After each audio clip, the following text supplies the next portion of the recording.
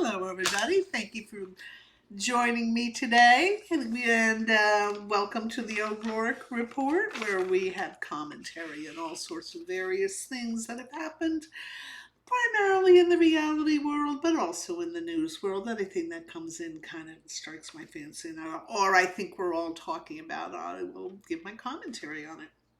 So again, like I said, please thank you for joining in, and don't forget, if you get a chance, hit the subscribe button for me, hit the like button, and I'd really appreciate it. Okay, let's jump right into the big story over the weekend.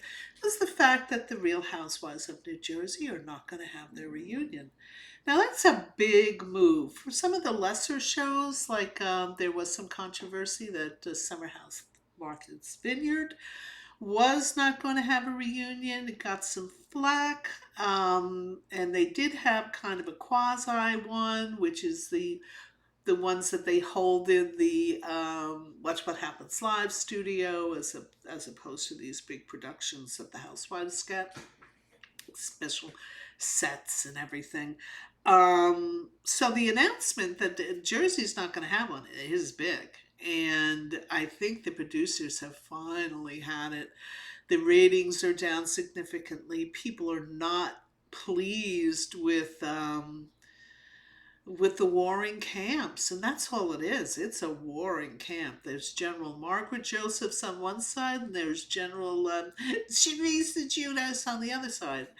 And I'm not fond of either of them. I think either of them are, although I will say Teresa more than Margaret, they fight dirty. They are fibbers.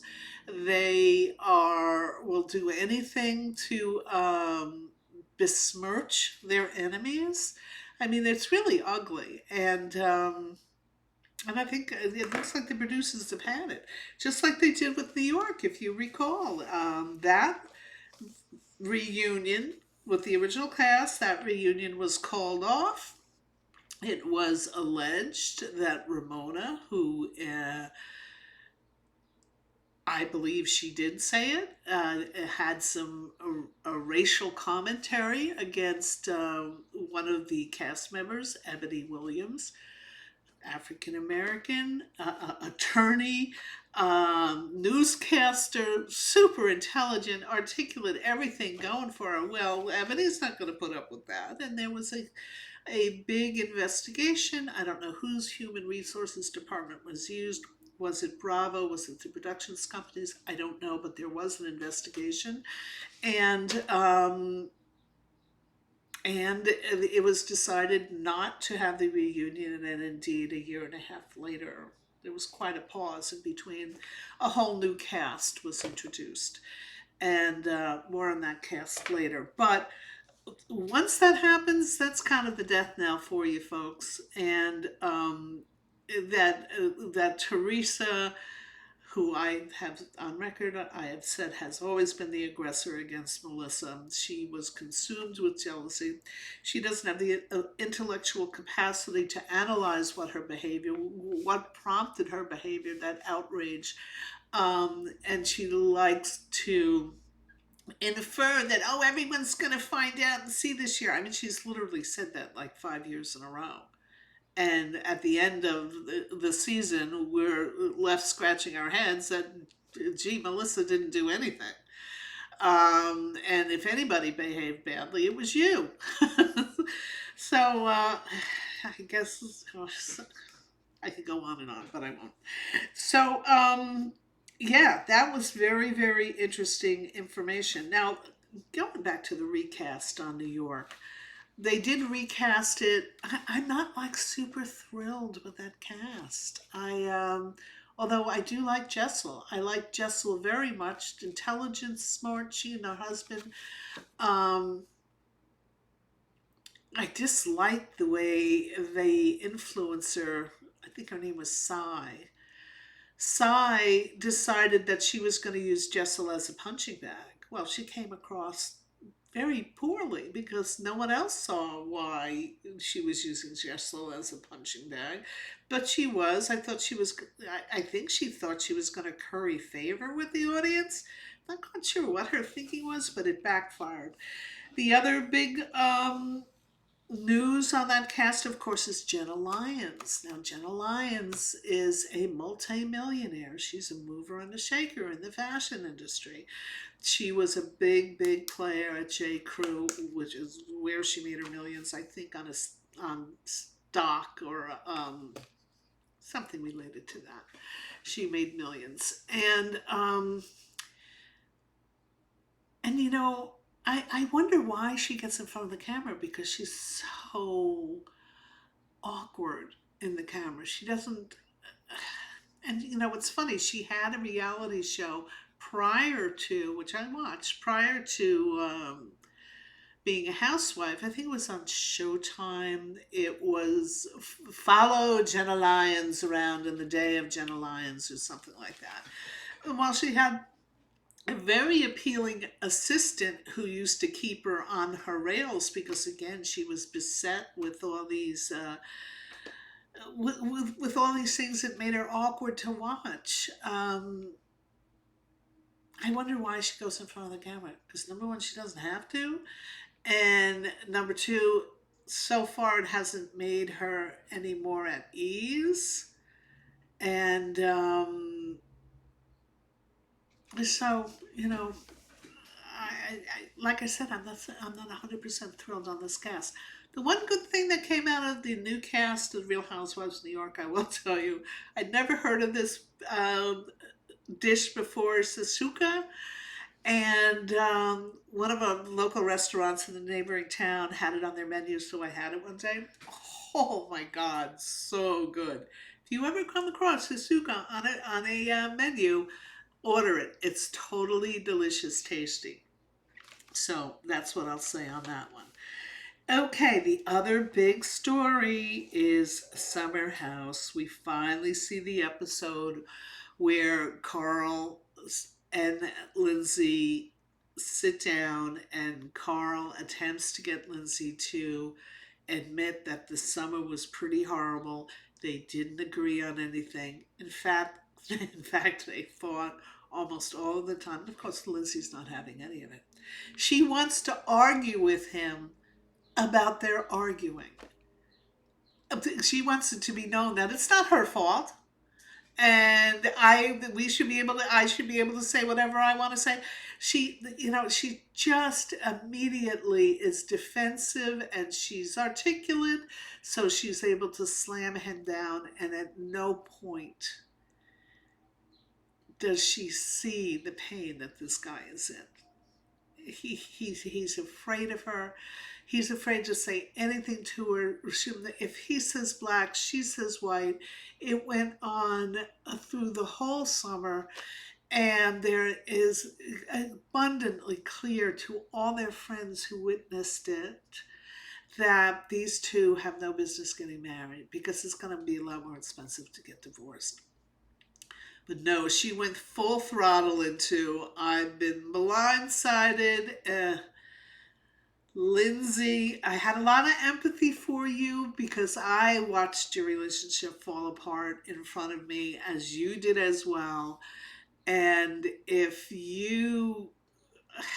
there is no way that you can claim you were blindsided. And if you were blindsided truly, then you are delusional. You are delulu, as the kids say. So it was very interesting. A lot of empathy for both of them. They tried. I would imagine Lindsay being Lindsay, she had probably already worked up a wedding special, which is a financial something for them. I don't know what they get paid when they have those little offshoot wedding episodes. Which, by the way, I don't think anybody who's gotten married or remarried on any of the housewife shows or any of the I hope we have those Teresas so far. You know, give it time. Especially if she's no longer a housewife. We may see Louis calling up the Cuban Barbie, which he allegedly had done before. So, yeah, Lindsay claiming to be blindsided. Oh, Joy, Lindsay, come on, you're better than that. who this was not a happy coupling. And I hope you two can maybe be friends in the future. And thank God you're not husband and wife. Beep, beep, beep, beep, beep, beep. Okay, what's next? So, oh, on the same subject, kind of a little bit, and I risk being labeled somebody who believes in arranged marriages. But however, I will say that when you see two loving families want to find something for their child that they think their child will be happy and have a good union, I gotta love family karma, which I know is not coming back. But I thought as a viewer, I loved watching the families struggle and endeavor to make sure their children found the right mate. And the things that they stress are, do they have the same family values? Do they have the same work ethic? Do they have, of course, the religion is a big thing. Um, all these things, they want to make sure their children will be compatible, that there won't be friction in those life altering arenas: home, money, religion, children, where you're going to live. There's a lot to be said for that. There's a lot to be said, because when you look at all the couples that fight on reality television, they're fighting about one of those things that they didn't take the time to make sure that they were compatible with the important things in life. I mean, look at this. God, I go on about this guy because I dislike him. James Kennedy and his alleged girlfriend. I don't think she's got any affection for him. And she basically told him that this season, did she not? That she had no intentions of getting married, kind of shades of Ariana and Tom Sandoval. I mean, that girl's in it just to get camera time and then become the next Miss Cleo or something with her astrology. So anyway, if you don't figure out the important stuff in the beginning, you're going to be in trouble pretty quickly. And if Carl and Lindsay had been able to get any of those things done, maybe they could have gone on. But it's not going to happen the way it is now. So anyway, Disney teaches you marriage is a love ride. No, it's not. It's a work. It's a work commitment thing. You guys got to commit to work together to do X, Y, Z. So anyway, love only lasts, passion only lasts so long. It doesn't last 60 years. Although there are some lucky people in the world, but boy, that's infinitesimal number compared to the number of people who do get married. So anyway, all right, okay. We will just bring this up. I see that I wonder whether JLo listens to the O'Rourke report, because last week I mentioned that she's smart enough. Things are not working out the way she wants them to do with the concert series she had coming up. She's not going to be doing Taylor Swift numbers, that's for sure. But she was having a hard time selling tickets, so she canceled the tour. Smart girl. She's going to spend more time with her family, and she's looking like she's making all the right moves to get things to work out with her husband. And Ben Affleck, I say obviously the girl's in love. I say Affleck himself has got a problem with commitment. He had a wonderful gal with the mother of his children, Jennifer Garner. And for whatever reason, that fell apart. I believe it was alcohol. And Jennifer wasn't able to get him talking off the shelf. I think that happened originally with his first relationship with Jennifer Lopez, but he's got a second relationship with her, and she's putting everything on hold to try to bring that back online. I hope it works out for both of them, because she certainly would be a good influence on him. She doesn't drink. She's a hard work. She's a positive attitude. She's got, she just doesn't appear to have a dark side, and he appears to have a dark side. So anyway, hope it works out for them. Small little thing, speaking of New York, which we did earlier, Sonja Morgan has finally offloaded that townhouse that when we first met Sonja on New York. It was said that the townhouse was worth $10 million. But any viewer who saw anything in that interior of that house, you knew she did absolutely no maintenance. I mean, even basic maintenance by, cleaning up after her dog on a shag carpet. I mean, come on. Um, so no upkeep. She kept putting it on the market. She wasn't going to get the price she thought she should get. She was delusional about it, kind of like the Morgan letters. Who could forget that as she's stuffing them in her pocketbook? Um, so it was finally sold for 4.5 million. Somebody very smart's gonna gut that thing and probably have something worth $15 million by the time they're done. Because as they say in the real estate business, that thing is location, location, location, which that one has. So I don't want to talk about him. I will say condolences to Michelle Obama for losing her mother. Her mother was. I always kind of admired her a little bit.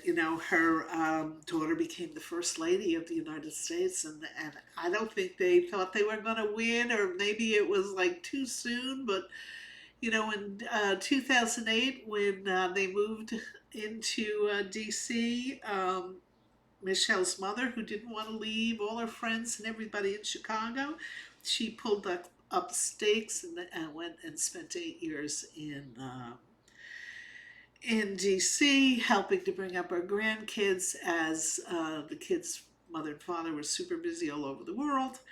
And so, major condolences to Michelle and Barack Obama on the loss of Marianne Robinson.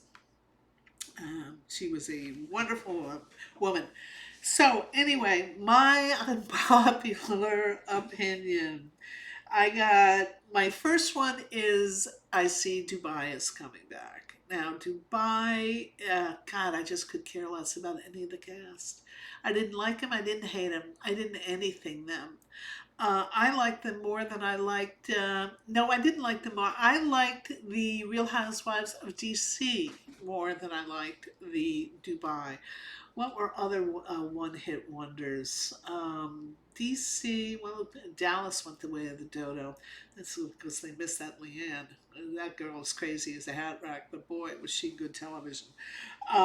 So anyway, that's coming back. It's going to have to do a lot for me not to want to turn it off, because it was just a nothing burger last year.